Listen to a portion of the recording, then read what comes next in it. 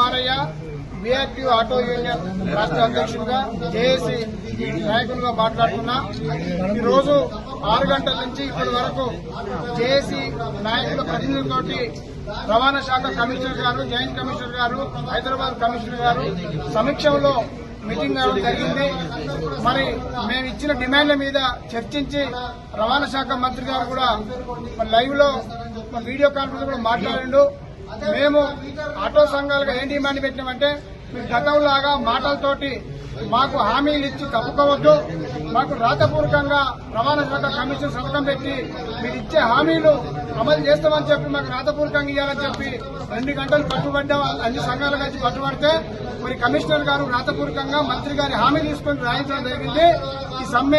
ఈ రోజు జరిగే సమ్మె విరమించుకోండి.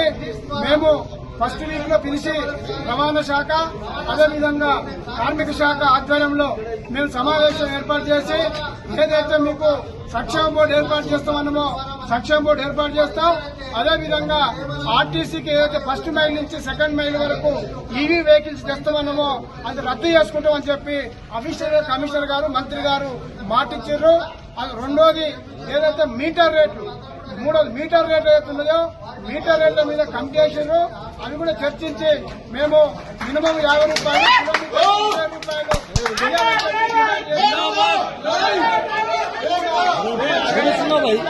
మేము హామీ ఇచ్చినాం. ఏదన్నా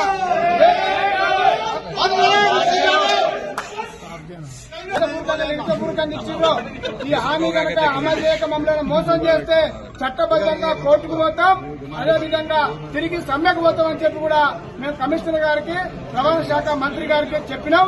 అదేవిధంగా ఇప్పుడు ఏదైతే రేపు రేట్లు కూడా మినిమం 50 రూపాయలు, కిలోమీటర్కు 20 రూపాయలు ఇస్తామని చెప్పి హామీ ఇచ్చిండ్రు.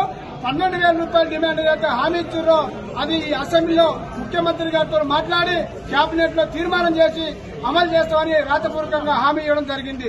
ఇప్పుడు మా వెంకటేష్ గారు జేఏసీ నాయకులు మాట్లాడుతున్నారు. సమ్మె విరమించుకోవచ్చు.